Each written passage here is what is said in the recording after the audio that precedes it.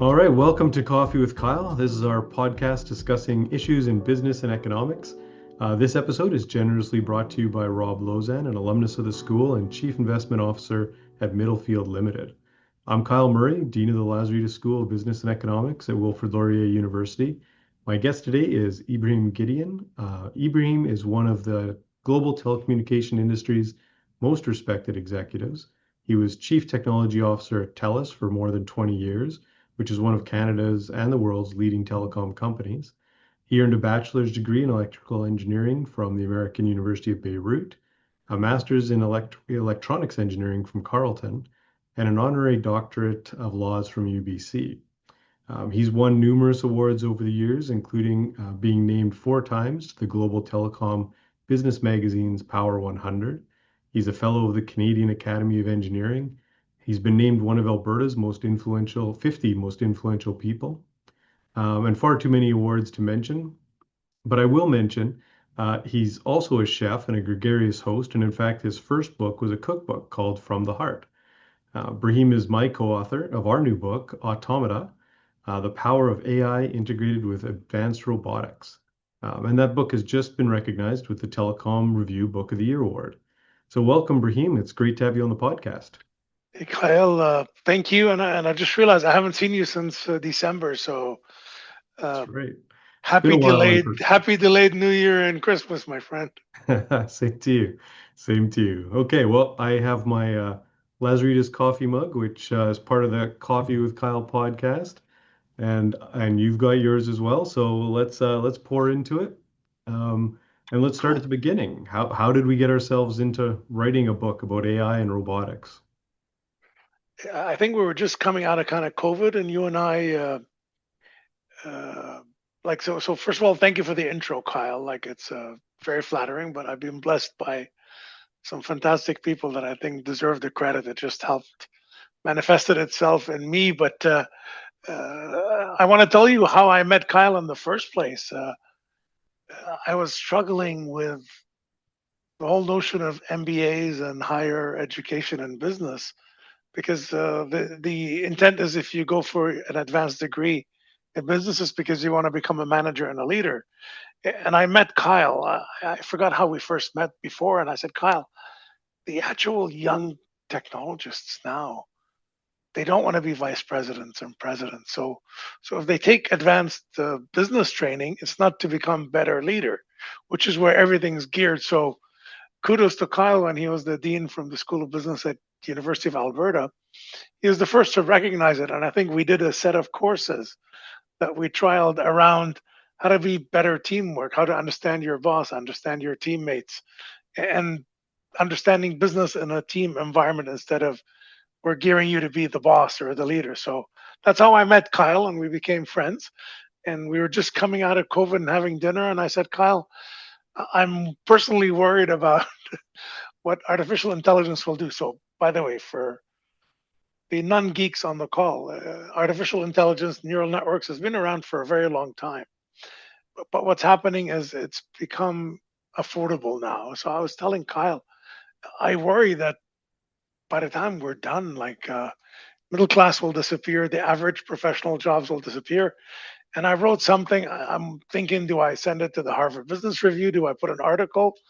Kyle said, well, let me read it. And I think we were having dinner at Sorrentino's Little Italy in Edmonton. And then I think you read it when you got home. So 11 o'clock that night, Kyle texted me, says, there's a book in there. We can write it together. And I said, oh my God, that'd be amazing. And that's what brought the book about. And I think we're so kind of different in our approaches that it provides such a cool, holistic view on what people need to do. So we weren't going for the traditional take this pill and you'll be AI savvy or this is the 5 steps you need to follow. We actually spent time and dealt with a bunch of issues on society, on jobs, on politics. So that's the long story of the background, and it's been a great partnership in my view ever since. Yeah, it I'm really still trying has. to get you excited about my new book, but you're not excited yet. Well, so yeah, your new book idea after this one, yeah, yeah, Yeah. yeah. We'll talk about that some other time. But yeah, I think everyone always says you hear this a lot that you need more business people or people trained in business working with engineers, and it doesn't ever seem to click. But with you and I, it clicked really well, and we seem to have complementary skills and but overlapping interests. And I totally agree. I mean, I remember as an undergrad, which was a long time ago, I was in a class that we built some small neural networks, and it was very rudimentary. It's been around for a long time.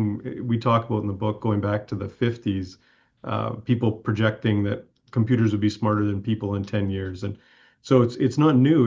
It's new in what it's capable of, and we're starting to see that even since we wrote the book. So now that it's out there and it's for sale, and maybe I mean I'm interested in what is it you think that people will really take away from this? What ideas excite you, or maybe even is there something that you wish we had gotten into the book that we didn't, that's changed since we sent it off to the publisher?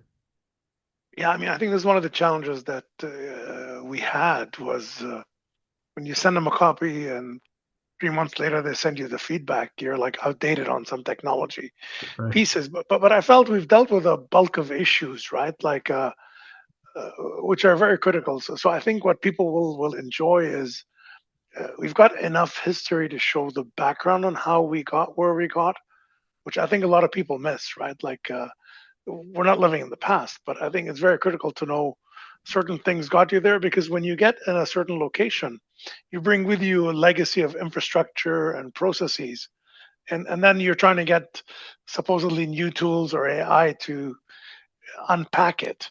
And the challenge is always is a change of culture, change of process, because humans in general don't like too much change, right? So I think what we've unpacked in a good way and spent time on was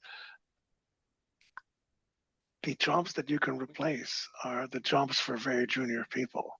But if you don't invest in this future generation by giving them the chance to become experts, then we're going to have a generation that has no jobs. But the whole creativity, the whole born digital, born AI, born native to the current tools, then will never flourish, right? So we talk bit about that, a bit about the reality. If you graduate with an engineering degree or a business degree or a law degree or even a physician, you're not going to be a upper middle class person necessarily, right? Like you're going to make ends meet. And I think it's very critical that we as a society understands what it does to our jobs and the people that we depend on and who depend on us, right? At the same time.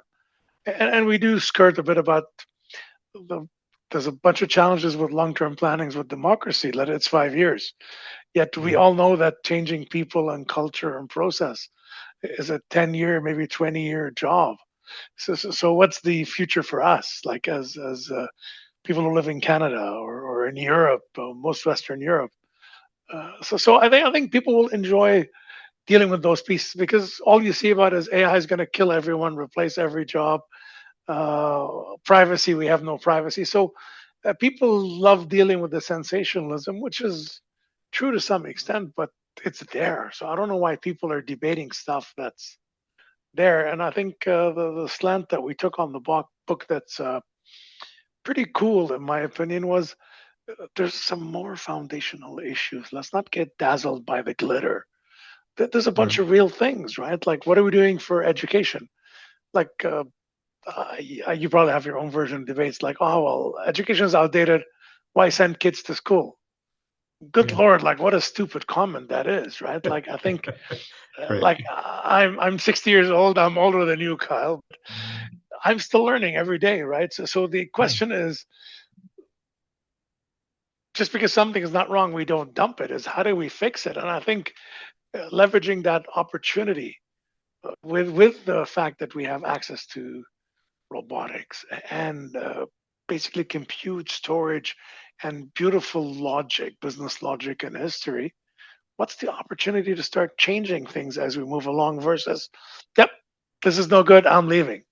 Or like, ah, Yeah. why do I need my doctor? The AI can do a better job All reading right. the Yeah, please don't do that. results.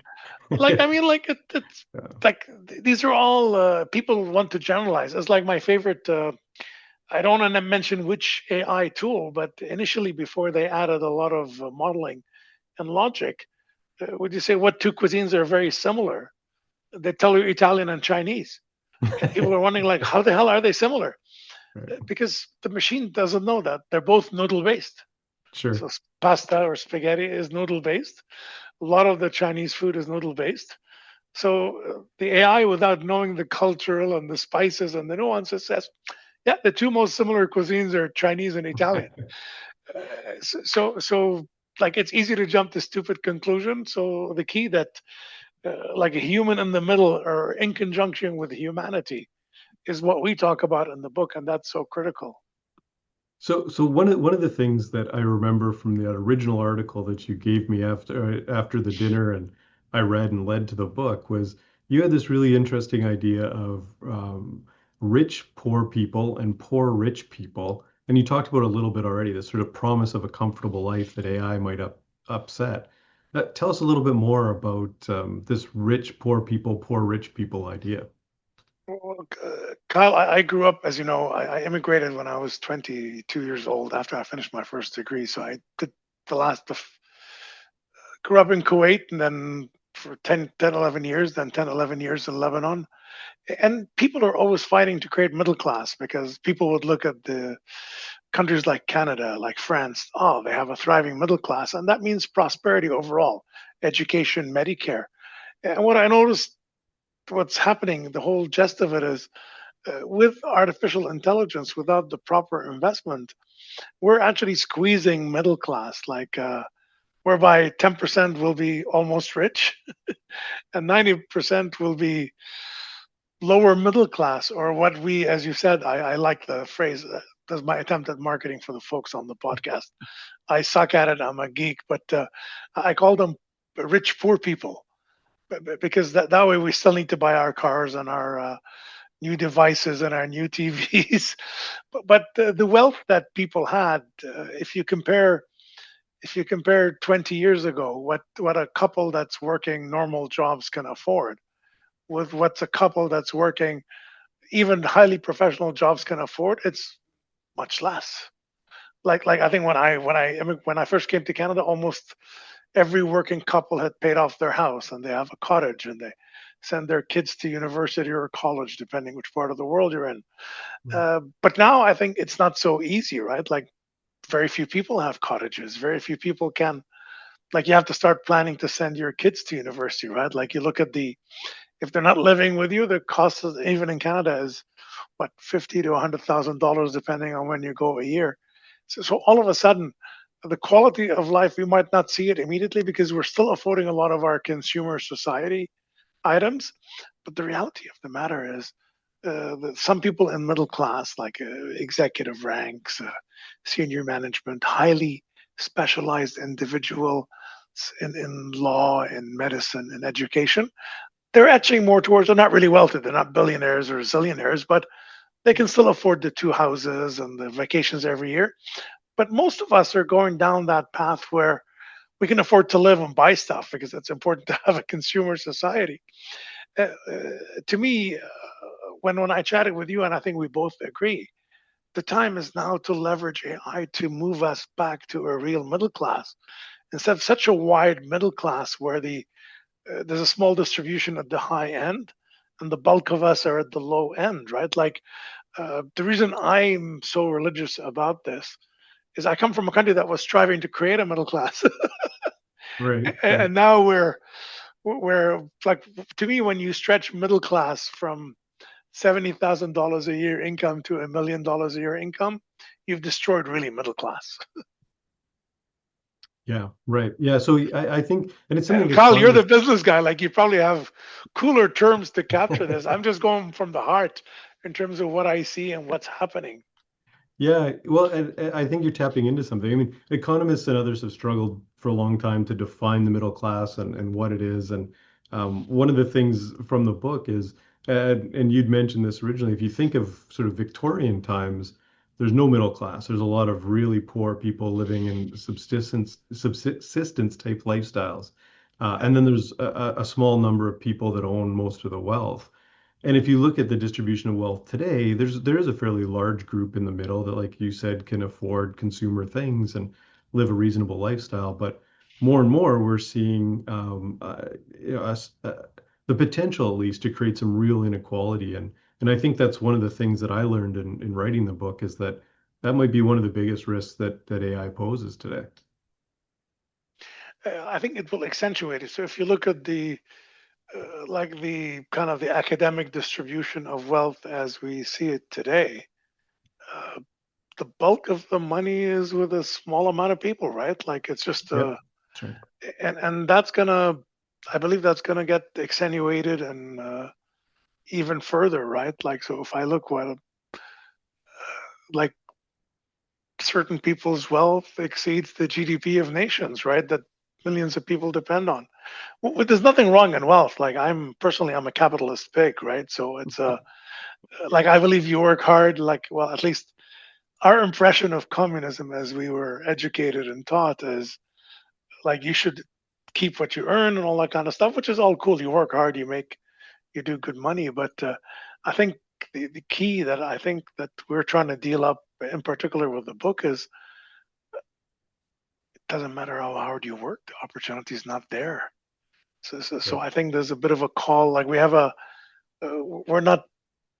I don't think we're trying to be political in the book, but we have a bunch of call for arms for. We have money and time now to do something substantive to fix some of these issues, and the sooner we get to them, the better we can deal them up as a nation.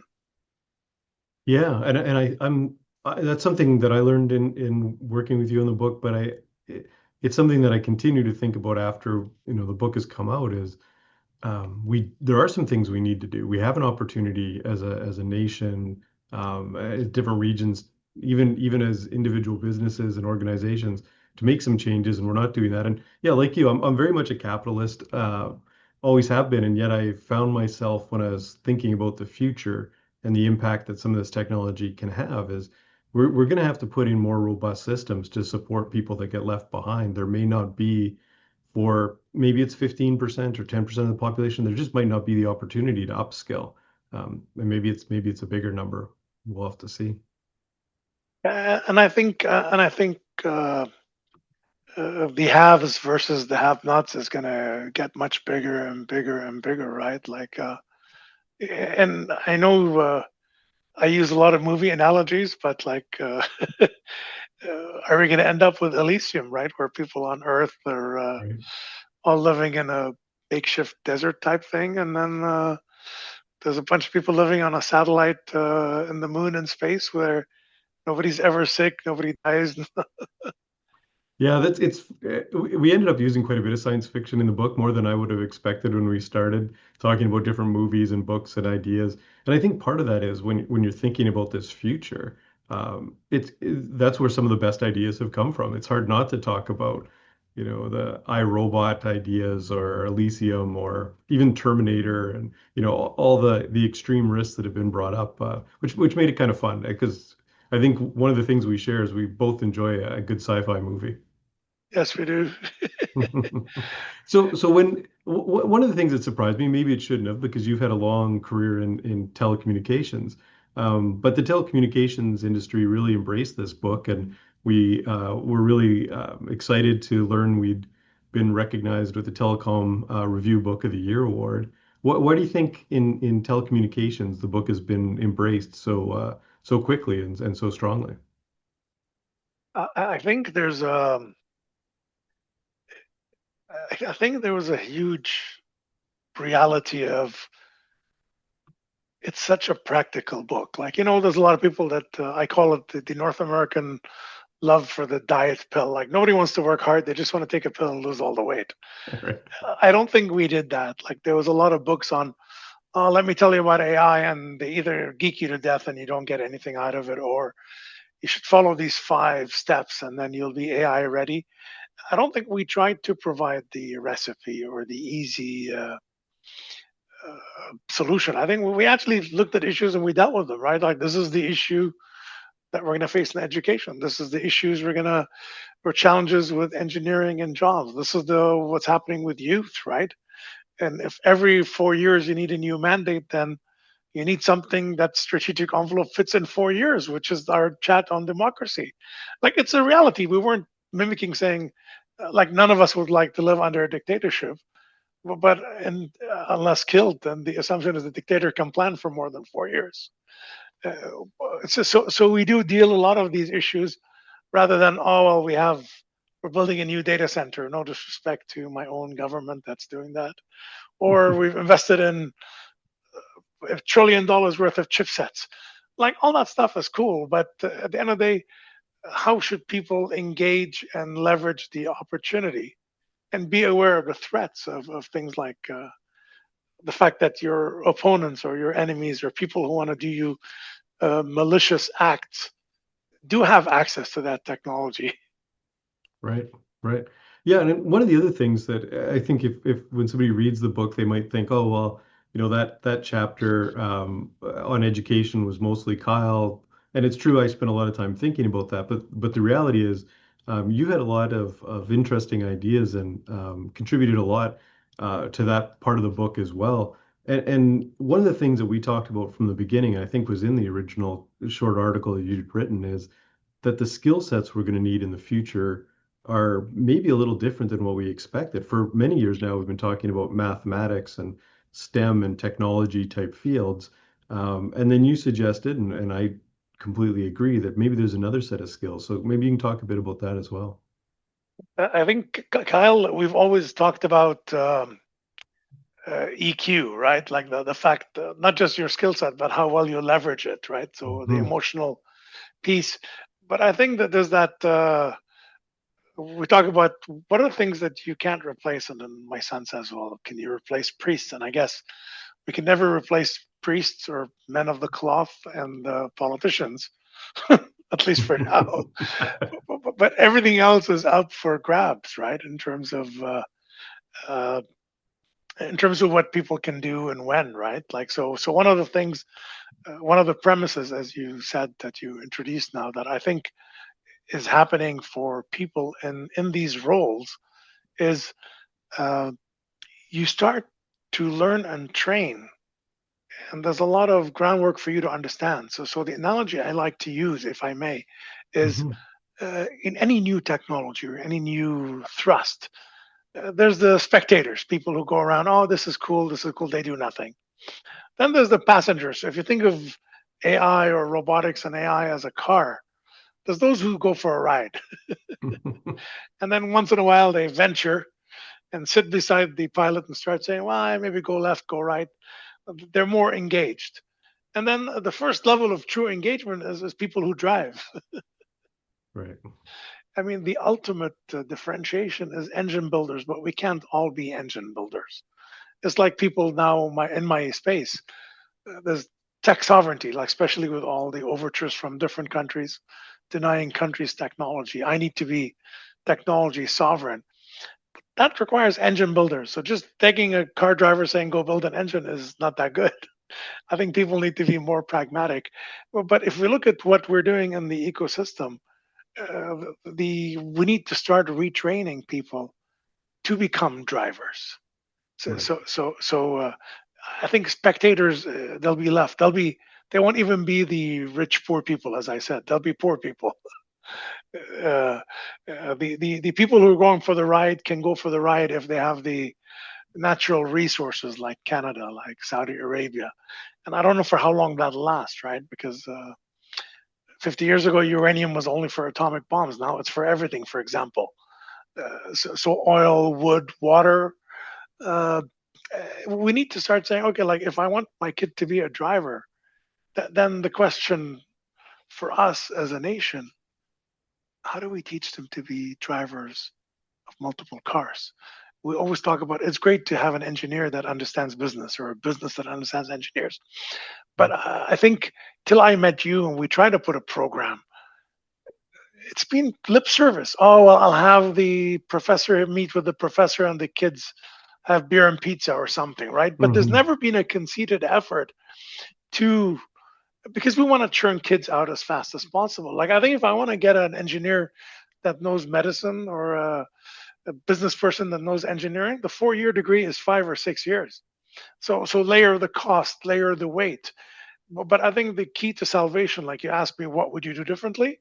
Is how do I sit down and get them well rounded till they zoom in on the area where they can become great drivers or great engine builders, because for now we're creating passengers. Like I'm not popular with my. I hope they don't see this podcast with my son. I have a 15-year-old son, and I'm quite vocal on education. But the biggest muscle they exercise is memory. Well, the kid that remembers everything gets the highest mark. Right. Like, yes, it's important, but we all know that memory is at our fingertips anymore. It's not like the old days. Like, I Yeah. don't have to remember when the Battle of Hastings was, which I drilled because I went to British school. Nobody gives a shit about when the French conquered the English. But I Right. remember that, right? Like it's Right. 1066 because we didn't have access to phones or computers or PCs or tablets. So we need to evolve to the next level of what do I want my child to get out of the Battle of Hastings? Ah, that technique that was used in this battle was used when the Turks attacked the Ottomans or the Ottomans attacked the Austrians. Like that whole intelligence is what we need to grow. And it's not just abstract creativity. That's bullshit. So I think we need to Yeah. focus on these and we need to train them on all these tools. So when they're, because what I tell everybody when you graduate from high school or university, you're thrown in with a whole slew of tools. So if you spent the last 22 years of your life not allowed to use AI tools so you can learn, you're an Right. idiot. You have a Right. disadvantage over Yeah. somebody who's used all of that stuff. So that's why I mean, get them using the tools, get them to understand how to use the tools smartly so they can become better drivers to get the outcome. Because you and I tried to put a forward for our book, like so. I think people will enjoy our forward, and we put a AI generated forward on the back for their reference, right? Yeah. But it was tough. Like when you talk about a complex topic, by the time you input all these stupid parameters to get the right answer, we might as well write it, which is what you and I end up doing, right? Like Yeah. but how do I train my kid to be twice as efficient, the new generations, than we are at using these tools? Yeah. Yeah. I mean, I think I don't know if we started there or not, but we certainly came to the conclusion that the future is partnering with these tools. This is not a time to be a Luddite in any way. We need to use the tools. Schools need to use them. Universities need to use them. And I can tell you, as I talk to employers and others out in industry, I hear it over and over again. If you don't have access to and experience with these tools, by the time you graduate, like from our programs in business, I remember, a really senior banker saying, essentially, you're cooked. Like, you're not going to be able to get a job. You're not going to be able to contribute in the way we want you to contribute. And one of the other things that we sort of developed along in writing the book was this idea of forever students, and that even if you spend that time learning initially, it's not going to stop. It's not going to be like it was for many people in past generations. You go to school for 4 years, then you work for 40 And you're years, done. and you retire. Yeah, and that's it. And you can just work on that equity you built up in 4 years of school for the rest of your career. Maybe you go for a weekend here or a week there once you get to a senior level, but you never really go back to serious schooling. And I think both of us expect that things are changing too quickly for that to be the case. I think not just changing, but I think Kyle, we see it now. People have a choice. Do they refuse to see it? Uh, it's like one of my favorite quotes is Von Braun saying, "Ignorance is not where the light does not shine. It's when people do not want to see the light." Right. Like so, I can't blame somebody who's unaware for being an idiot when they have no clue why. But I can blame somebody for refusing to look at the trends that Right. are in front of your eyes. Like, oh my God, we're getting hacked. But these actors are using these tools. Yeah. So anyway, it's a you try to balance a certain level of frustration with I think what needs to be done, right? Yeah, I think there's other things that I learned along the way. Like, I wouldn't have thought as we started this book that one of the things we really have to teach people is how to manage their own well-being and resilience and things like that. But as you start to think about the things we've been talking about in the podcast today, it's going to be hard on people. Like that kind of change, the disruption of lifestyle, rich, poor people. We're going to have to develop some of those skills intentionally that maybe we just developed sort of accidentally in the past. But I want to get on to what might be the last question. We'll see. because one of the things that I thought was really important that you convinced me of it, and I'm, coming from a business perspective, I'm sort of a free market guy. Let's minimize government, let's have markets, go at it, and we'll work it out that way. But one of the things you convinced me is this is something that probably needs some government regulation because it is not going to be it's not something that markets or even players in Canada are going to have enough input into to be able to control and manage. So I don't want to paraphrase some of what we've talked about, but what's your perspective on that today? What role should governments play, and in particular the governments in Canada, as we look to building this country for the future? I think one of the things that you and I talked about is we don't hold politicians accountable for, like, we have no politicians, good or bad, that say, oh well, this is Canada 2030 or 2035. So we're always voting for, I'm going to get better jobs, I'm going to pay less taxes, and none of it actually ends up being true anyway. Like, regardless of who's in power or which party, at the end of the day, the spend is coming out of our pockets or our tax money. And but it'll be nice to have a vision which is beyond the 4 years, or more importantly, if we as voters can abstract ourselves from what our needs to what's the common good, then debate that, right? But they have a foundational role to play. Like, they dish out millions of dollars to in Canada to our provinces, to in turn dish out to school boards. So let me share a small example. The UK is 80 million people with one school board. We're 40 million people with provincial, federal, citywide, Catholic versus private, French versus English. So you sit around and look at the overhead to what really should be foundationally the same material versus some local stuff. That's local geography, local history. So the government's role is, okay, well, I'll pay for this piece, right? Or I will. They need to insert themselves because they're the ultimate consolidator. So imagine if your social insurance number was granted by your province, not by the federal government. So to me, when we look at new technologies, or one as disruptive as artificial intelligence, they need to think, what is the equivalent of a digital citizen? They need to define that, not because the province is incapable of defining, but why would I end up with 10 definitions and then interworking? So I'm thinking, as an engineer, there's certain things, other than ego aside, should be centralized. And when we look at the regulations for artificial intelligence, that's one of them. Like, for example, uh, it's that unfortunate story where people say ChatGPT was seeing all the messages for the idiot that shot at the school in BC. Like, I cringe. So now we've got, what's his name, the CEO of ChatGPT, OpenAI, going to meet with Hmm. the Premier BC. But we need safeguards in place to help protect. So one thing that people don't like, I think our privacy as we know it today is gone with all the tools. Like, especially if you use free Perplexity or free ChatGPT or free Claude, you have no privacy. You've conceded to, you've accepted so many things. Yet the government's got this whole notion of legacy privacy. They're trying to protect me when I've given away. Like, I'm walking around naked, and they're debating what kind of suit I should be wearing. So this is, I think, where what I need from them is, guys, this is what we envision in this new world order, and let's find out what the best mousetrap is. And no, don't do like a gun registry in Canada where we spend billions of dollars. Like, we spend $2,000 a gun to register it. Look at the ROI. Like, somebody should be Right.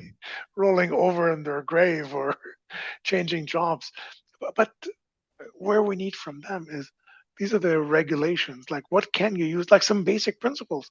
What can I not use? Like, highlight the common sense piece. And then, where does a value of consolidating across multiple provinces and entities? For the love of God, can you guys connect and get together? Because for now, you're not. And that's causing grief, as we said. That's causing massive grief from multiple points. But the most important point is, it's stupid cost. Like, just speaking as Brahim, why would I build 8 versions of something or 10 versions when I can do one, right? So as Canadians in particular, I Hmm. believe we've adopted the US system, which is federal, state, uh, but there's 300 million people. Right. We're 40. I'm not sure that scalability is serving us well, right? So we have a British system, European values on socialism. Yet we have very much a US governance system for dispensation of money. And like I can also talk, we talk about health, you and I in the book a little bit. Mhm. Like this, Alberta is one of the few places with one health authority, but like there's 7 or 8 in BC. So same thing in the UK, there's one. In France, there's one. In Germany, there's one. These are all countries twice our size as Canada. So if you think of just the decision making overhead. Yeah, yeah. I think that's important. And so, I mean, I know you've done some advising to governments at fairly high levels, both provincially and federally. So I don't want to get into any of the confidentiality of it, but I think just that that need to work quickly and work together on the problem of AI and how we manage it in Canada.